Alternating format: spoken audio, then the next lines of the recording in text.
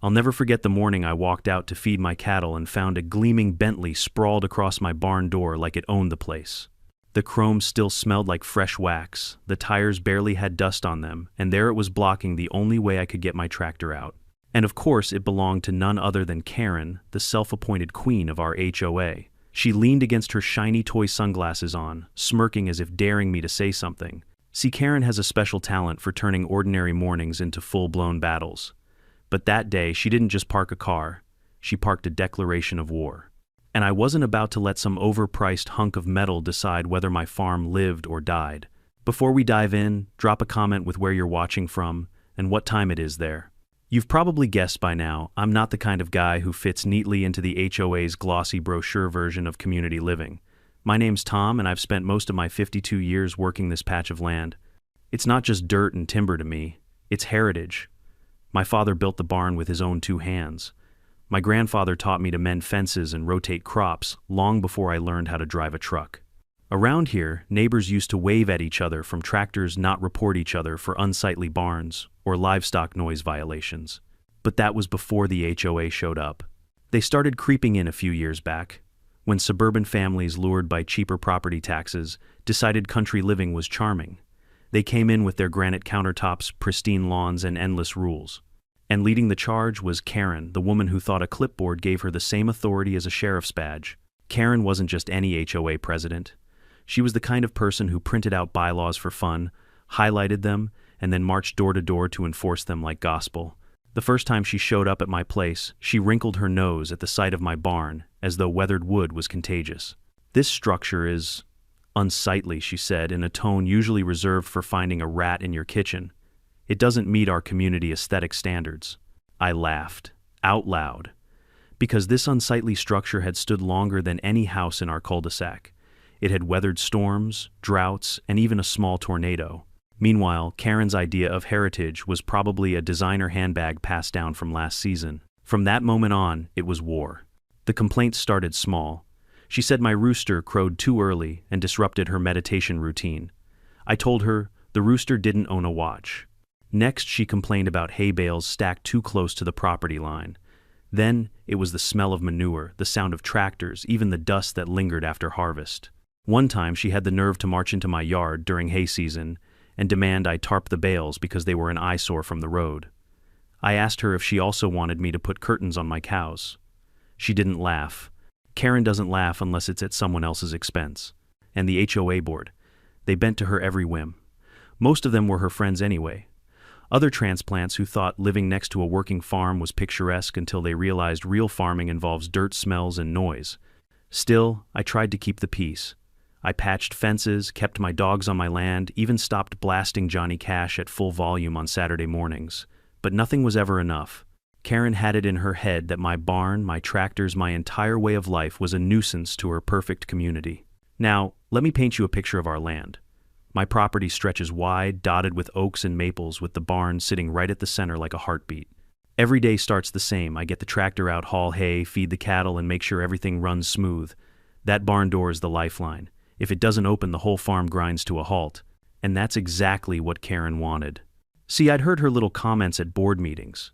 Maybe Tom should consider selling. A modern development could raise property values. She'd say it with a smile like she was doing me a favor. But what she really meant was, she wanted me gone, my land flattened into yet another cookie-cutter subdivision with names like Whispering Pines or Golden Meadows. That's the thing about people like Karen, they see tradition as clutter and progress as whatever makes them look richer. So when I found her Bentley parked across my barn door that morning, I knew it wasn't just bad parking.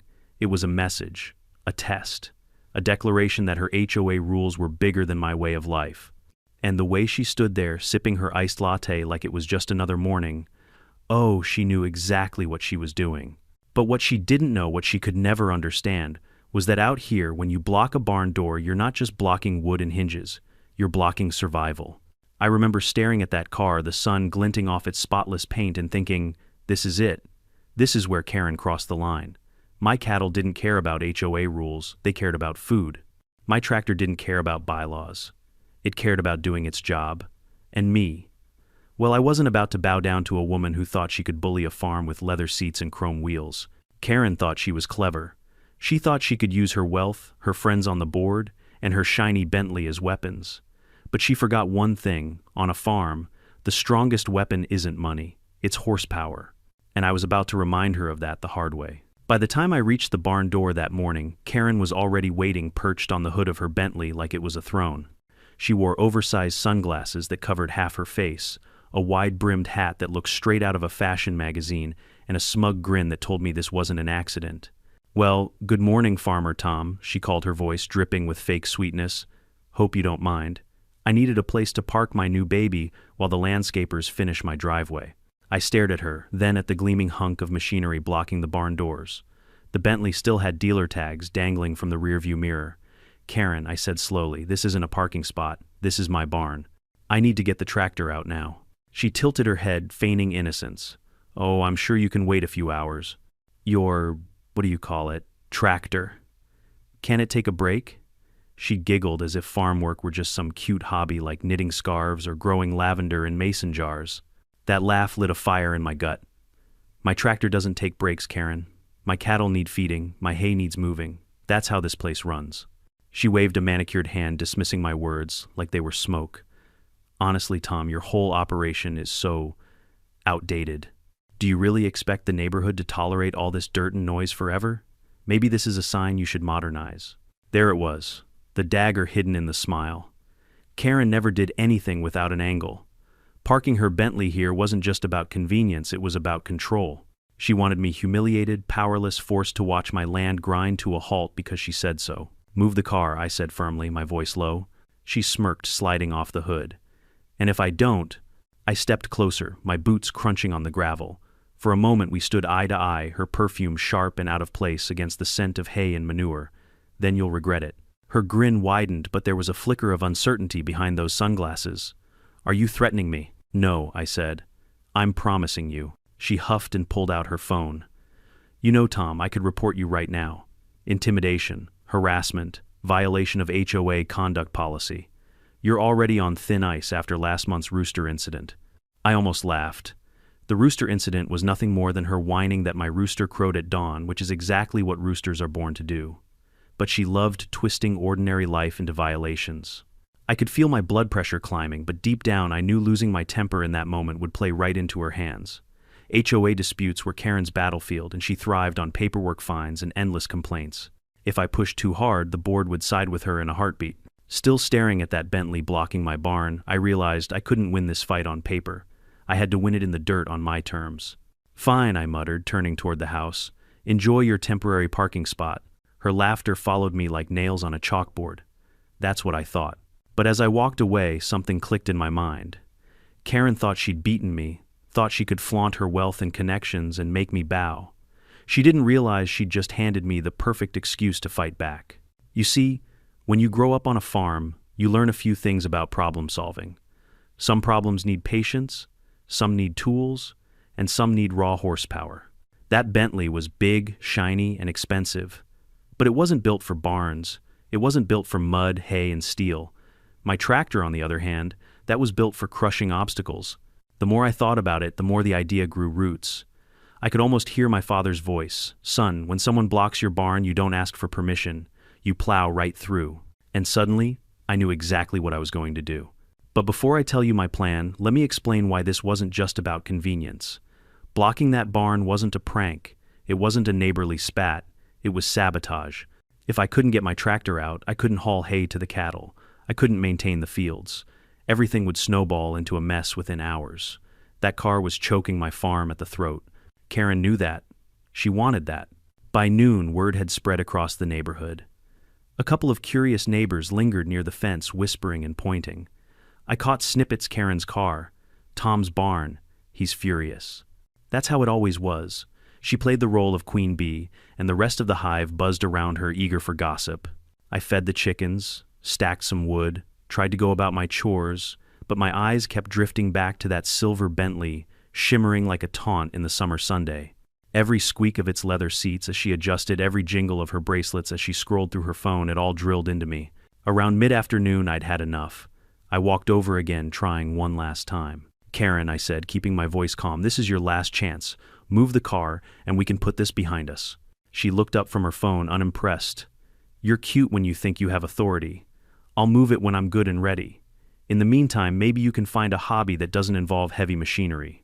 That was it, the final straw. I didn't shout. I didn't argue. I just turned on my heel and headed for the tractor shed.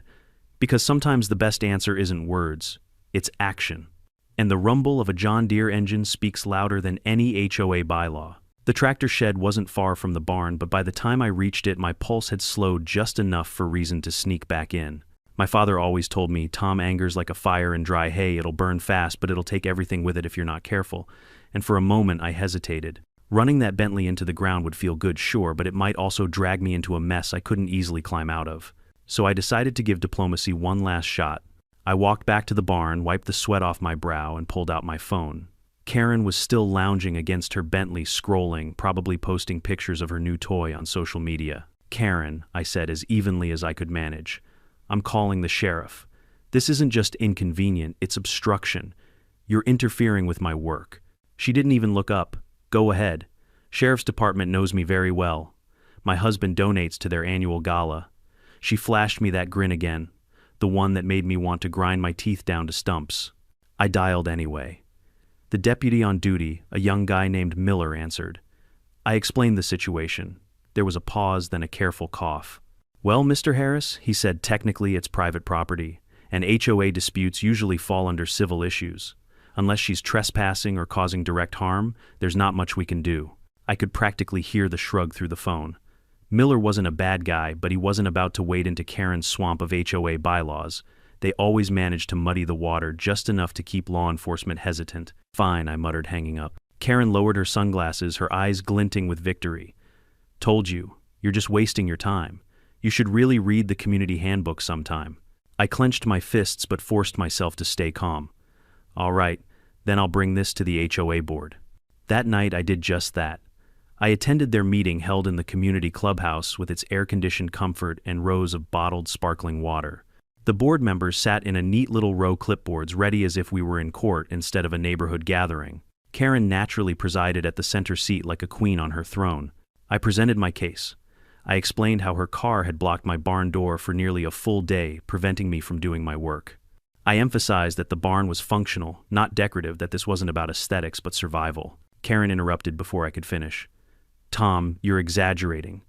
I parked temporarily while waiting for contractors. Surely your farm animals could wait a few hours for their hay. It's not like they were starving. Her words drew polite chuckles from two of the board members. I swallowed hard. This isn't funny. She's interfering with agricultural operations. If this continues, my livelihood is at stake. One of the board members, a man named Douglas, tapped his pen on the table. Tom, we understand your frustration, but technically community rules allow for visitor parking in shared spaces. Shared spaces, I barked. That's my barn. My land. What part of that is shared? Douglas shifted uncomfortably. Well, we'll need to review the boundaries. But in the meantime, perhaps you could be more accommodating. Karen's guests bring value to the community. Value? I nearly laughed. Her Bentley parked across my barn door is value. Karen leaned back in her chair, satisfied. See, Tom, this is why you're always in conflict. You don't adapt. You cling to your old ways. Progress requires compromise. Progress, I spat, isn't parking a luxury car where livestock are supposed to be fed. It's arrogance. Plain and simple. But the board didn't care. They shuffled papers, avoided eye contact, and finally adjourned the meeting with a vague promise to revisit the guidelines. I left with nothing but the sound of Karen's laughter trailing behind me. Driving home under the stars, I felt that helpless weight pressing down on my chest. I'd tried reason, I'd tried the law, I'd tried the system, and every door had slammed shut in my face. The next morning when I stepped out onto my porch, the Bentley was still there. Polished, gleaming a smug silver blockade in the Sunday, Karen had doubled down. I swear I could hear my cattle lowing louder than usual, restless without their proper feeding schedule.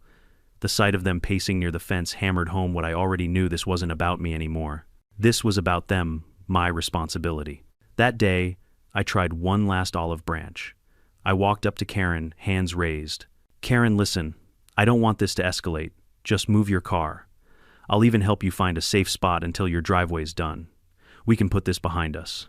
She lowered her glasses again, her smirk cutting deeper than any blade. Tom, you just don't get it, do you? This is bigger than a car. Your barn is an eyesore. Your tractor is a nuisance. Frankly, your whole farm drags down property values. If you don't like the way this community is going, maybe you should sell and move somewhere less civilized." Her words hit harder than I expected, not because they had truth, but because they dripped with contempt for everything my family had built.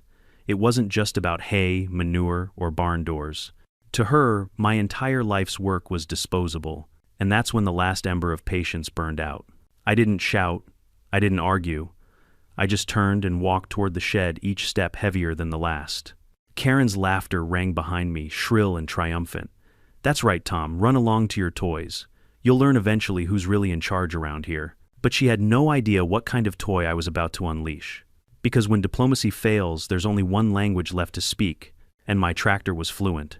The shed door creaked open, like the start of an old Western showdown. Sunlight spilled across the steel-green body of my John Deere dust motes, swirling in the air as if the machine itself were waiting for the call to arms. I'd spent years with this tractor.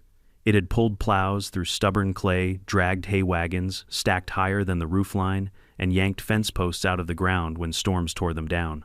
To me, it wasn't just a machine, it was family. And that morning, it became my weapon. I stood there a long moment, running my hand over the hood.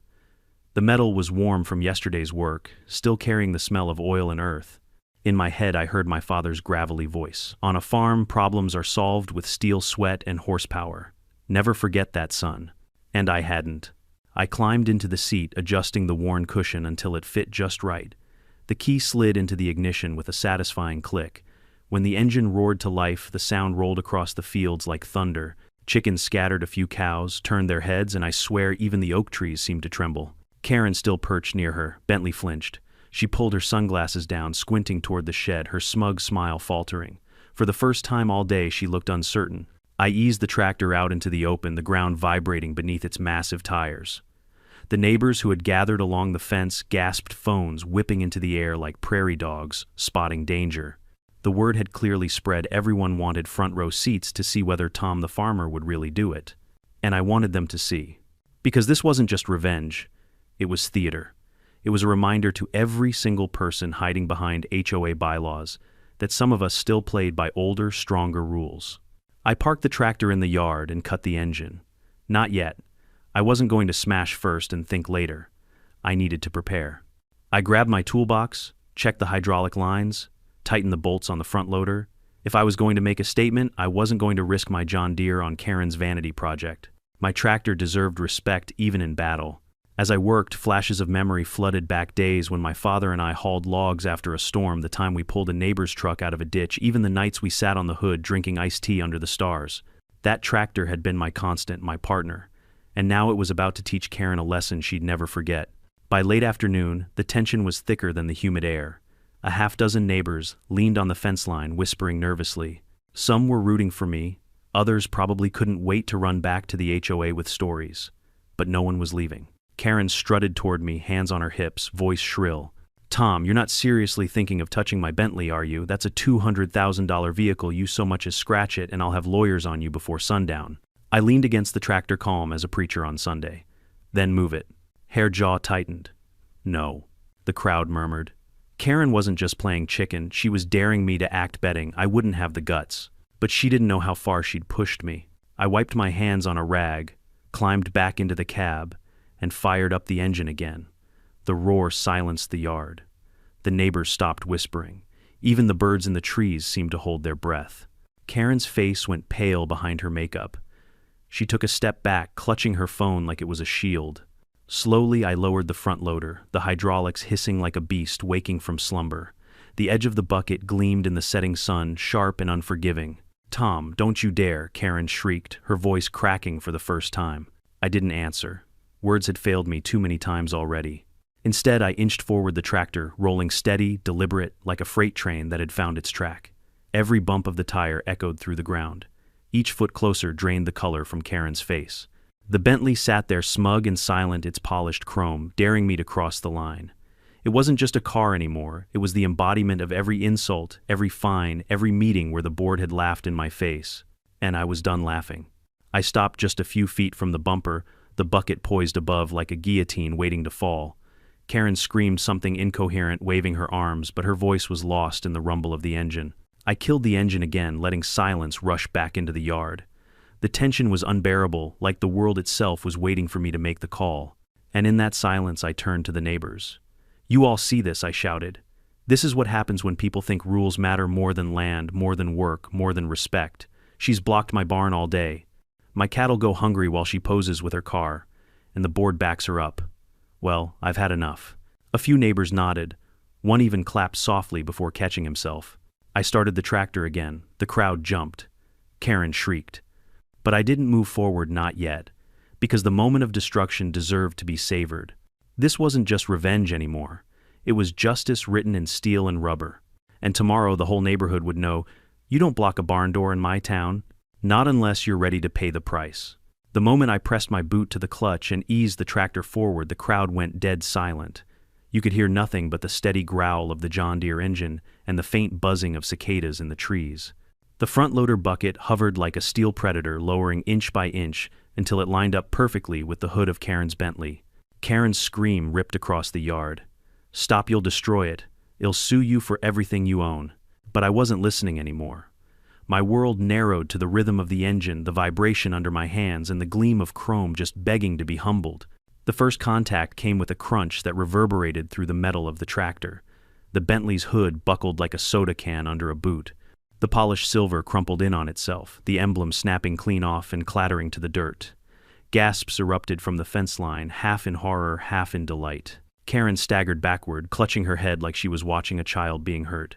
"My car, that's a Bentley, do you even know what it's worth?" I pushed the lever, and the bucket pressed harder, the hydraulic arms hissing like snakes. The windshield spider-webbed glass popping and spraying across the ground in glittering shards. Tires squealed, suspension groaned, and that once perfect luxury toy screamed like a wounded animal. Neighbors raised their phones, recording, capturing every second. This wasn't just a scuffle anymore. It was a spectacle. A battle of lifestyles, wealth versus grit, playing out in a shower of shattered glass.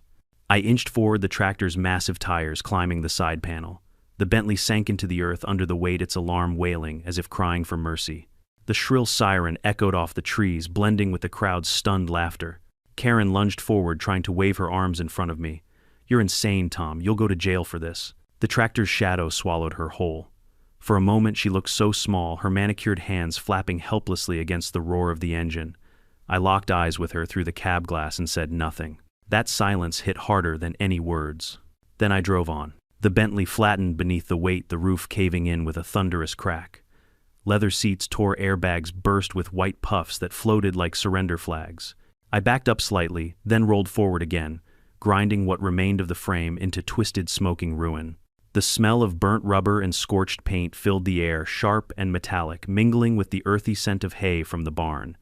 It was destruction, raw and absolute, and it felt righteous. Neighbors cheered now, some laughing, some hollering like they were at a rodeo. One old farmer even whistled, clapping his hat against his knee. "'Bout time someone put that woman in her place," he shouted. Karen fell to her knees, shrieking like she'd lost a limb. "My husband will have your farm. You'll be bankrupt." But her threat sounded hollow, drowned beneath the crunch of metal collapsing on itself. I finally eased off, pulling the tractor back. Where the Bentley had once stood, gleaming like a trophy, there was now only a mangled heap of luxury rubble. Bent rims stuck out at odd angles, the hood folded like paper, the engine block spilling dark oil into the dirt. I killed the engine and climbed down my boots, hitting the ground with deliberate finality. The silence afterward was deafening, save for the Bentley alarm which sputtered and then died with a pathetic whimper. I turned to Karen. Her mascara streaked down her cheeks, her hat crooked, her voice hoarse from screaming. For the first time she looked less like a queen and more like a child caught throwing a tantrum. "You should have moved it when I asked," I said simply. The crowd erupted again, laughter and applause mixing with the buzzing of a dozen camera phones still rolling. Karen scrambled to her feet, pointing at me with a trembling hand. "I'll ruin you, Tom. I'll have the sheriff here in 5 minutes." I shrugged. "Good. I'll explain how your car blocked my livestock access all day. Pretty sure state law doesn't look kindly on that." Her mouth snapped, shut, her eyes darting around as if searching for someone, anyone to back her up. But the neighbors had seen enough. They weren't rushing to defend her. If anything, they were enjoying the spectacle a little too much. I walked back to the tractor, patting its hood like a trusted friend. The John Deere stood tall, spotless, except for a smear of silver paint on the bucket. The machine had done its duty. Behind me, the wreck of the Bentley smoked in the fading light. The once glorious status symbol had been reduced to scrap metal, no more intimidating than a broken wheelbarrow. And just like that, the balance shifted. Karen wasn't untouchable anymore. She wasn't the queen of the HOA with her flashy toys and smug laughter. She was just another neighbor who'd pushed too far and paid the price. As the crowd dispersed, I caught sight of Miller, the young deputy, pulling up in his cruiser. His mouth fell open when he saw the wreckage, then closed again with a smirk he tried and failed to hide. "Evenin', Tom," he said slowly. "Want to explain what happened here?" I spread my hands. Car was blocking my barn. I asked her to move it. She refused. My tractor needed out. Guess the rest writes itself. He looked from me to Karen, who was wailing into her phone, and then back to the twisted heap of Bentley. He sighed. "Well, this'll be one for the report." But I saw it in his eyes. He wasn't here to throw cuffs on me. He was here to witness what the whole town would be whispering about for weeks. And I was fine with that. Because that night, as I shut the barn doors with my cattle fed and my hay stacked, I felt lighter. For the first time in years, Karen's laughter didn't echo in my ears. Instead, it was the crunch of Bentley metal under tractor tires, a sound sweeter than any hymn. The wreckage of Karen's Bentley still hissed and smoked as Deputy Miller walked a slow circle around it, scribbling in his notepad. The crowd of neighbors hung back but refused to leave their eyes darting between Karen's frantic pacing and my calm stance by the tractor. It felt like the entire neighborhood had transformed into a courtroom with Miller as the judge, the fence line as the jury, and the mangled heap of steel as Exhibit A. Karen's shrill voice carried across the yard like a siren. "Arrest him. I demand you, arrest him right now. That's destruction of property. That's criminal damage. He should be in handcuffs this second." Miller held up a hand. "Ma'am, I need you to calm down. I've got to get statements from both sides before I do anything." "Statements," she screeched. "What's there to state? Look at it. My car is ruined." She gestured wildly at the flattened mess, her manicured nails catching the evening light like daggers. I stepped forward, keeping my voice even. "Deputy," I asked her repeatedly to move her car. It was parked directly in front of my barn door all day. I couldn't feed my livestock. I couldn't move hay. She refused to budge. Karen whipped around to me, her face blotchy with rage. "That is not true. I told you it was temporary. You could have waited." "Livestock don't wait," I cut in. "The law doesn't either. You know that, don't you, Deputy?" Miller's lips twitched. He knew where I was going. Most folks in the county knew about the Agricultural Protection Act, an old piece of state legislation that gave farmers special rights during harvest and feeding seasons. It was designed to protect agriculture from interference, whether intentional or not. I reached into my back pocket and pulled out a folded paper weathered from use. Here's the statute straight from the county extension office. Blocking access to livestock facilities is a violation. Doesn't matter if it's with a wheelbarrow or a Bentley. Karen froze. That can't apply here. This is a residential neighborhood. Miller cleared his throat. "Technically, ma'am, Mr. Harris's property is still zoned agricultural. He's grandfathered in, which means the statute does apply." The crowd buzzed like a hive. Some chuckled, others muttered, "Serves her right." Karen's face drained of color. "No, this isn't happening," she whispered almost to herself. Then louder, "This is abuse of power. He's twisting the law." I let her rant, then added, "You know, Karen, there's another detail you might find interesting. I'm not just a farmer. I'm also a sitting member of the County Farm Bureau. And we've got lawyers who live for cases like this. So if you really want to drag this to court, I'd be happy to oblige." Her jaw dropped. The queen bee of the HOA had finally realized the hive wasn't hers to command anymore. Deputy Miller closed his notebook with a snap. "Here's how this is going to go. Karen, I'm citing you for unlawful obstruction of agricultural operations. You'll get a fine, and if this happens again, you could face bigger penalties." As for Tom, he looked at me, his tone softening. "You'll need to file an insurance claim for the damages, but from what I see, you acted to clear access to your barn. Given the circumstances, I don't see grounds for criminal charges." The crowd erupted, some gasps, some cheers. Karen wailed, like someone had told her Christmas was canceled. "A fine. You're fining me. I'm the victim here." Miller scribbled out the citation and handed it to her. "The law doesn't see it that way, ma'am." She crumpled the paper in her fist, her face contorted in disbelief. "This community will not stand for this. I'll have the entire board on my side." But when she turned to the neighbors, something shifted. Instead of nods and support, she was met with crossed arms and raised eyebrows. One neighbor called out, "You've been bullying folks for years, Karen." Looks like karma finally showed up with 4 wheels and a plow. Another chimed in. We're tired of your nonsense. Maybe it's time someone else ran the HOA. Her eyes darted from face to face, searching desperately for allies. But one by one they turned away. The hive had abandoned its queen. I stood quietly watching her crumble. For years, she'd used rules, bylaws, and intimidation to bend this neighborhood to her will. But tonight, the law, the community, and the cold hard steel of my tractor had turned the tables. Karen stomped to the wreck of her Bentley, kicking at the twisted bumper.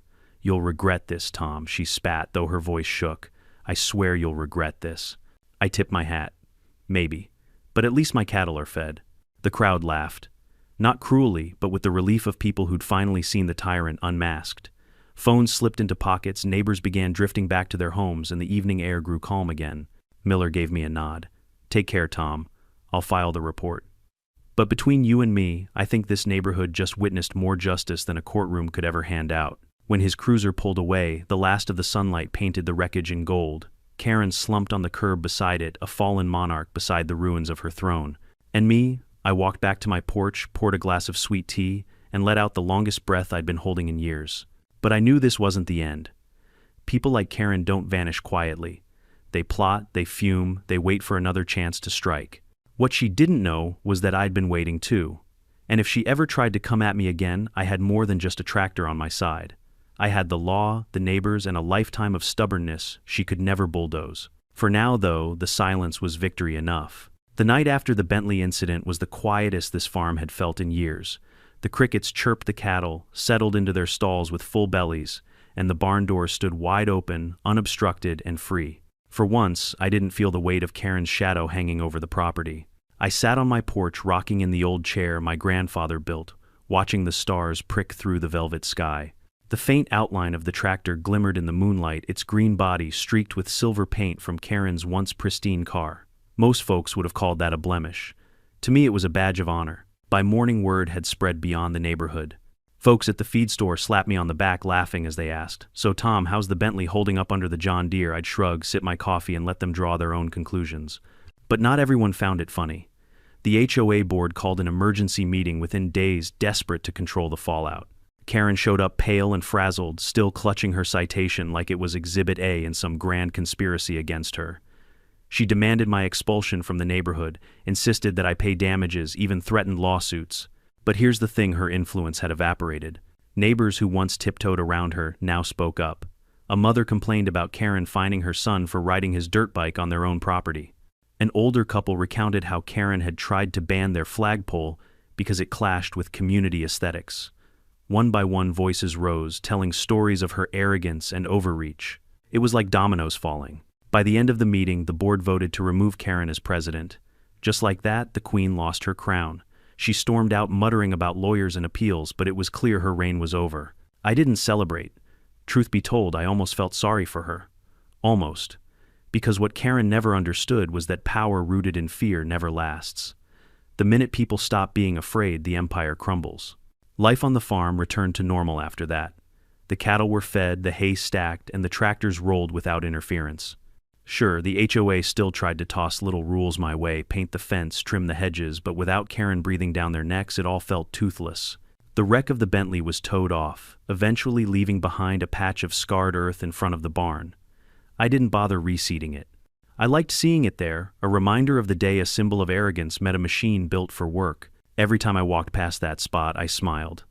Not because I crushed a car, but because I proved something bigger. No matter how shiny the weapon, wealth and intimidation can't outmuscle grit and stubbornness. One evening, a young neighbor walked up while I was tightening bolts on the tractor. "Mr. Harris," he said shyly, "I've never seen anyone stand up to Karen like that. How'd you do it?" I looked at the tractor, then back at him. "Son, sometimes you fight with words, sometimes with laws, and sometimes," I patted the steel hood, "sometimes with horsepower." He laughed, but I could see the lesson sinking in. Weeks later, the farm felt lighter. The laughter of kids carried down the road, neighbors waved more freely, and the air wasn't thick with the tension Karen used to stir. The land, my land, breathed again. And though I knew challenges would come, droughts, storms, taxes, and maybe even another Karen somewhere down the line, I also knew I'd be ready. Because the lesson my father taught me still rang true: when you protect your way of life with honesty, grit, and the right tools, no one can bulldoze it away. The barn door stayed open. the cattle thrived, and the tractor, it sat gleaming in the shed waiting patiently for the next battle. Because on this farm, the war had been won. If there's one thing this whole saga taught me, it's that standing your ground isn't always about yelling louder or having more money. It's about refusing to let anyone bully you out of what matters. Karen thought her Bentley and her HOA clipboard gave her power, but real power doesn't come from possessions or titles. It comes from resilience, from roots planted deep in the soil of who you are and what you stand for.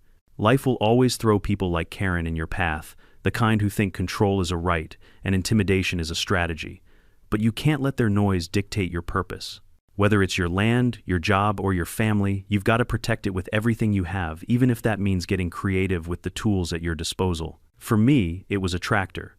For you, it might be something else. But the principle is the same. Don't let arrogance block your barn door. Now, I want to hear from you. Have you ever dealt with a Karen who pushed you too far? What would you have done if someone blocked your barn, your driveway, or your freedom with a Bentley drop? Your story in the comments. And if you enjoyed this tale of HOA drama and tractor-powered justice, hit that subscribe button because, trust me, there are plenty more stories where this one came from. Because in this neighborhood, the drama never sleeps.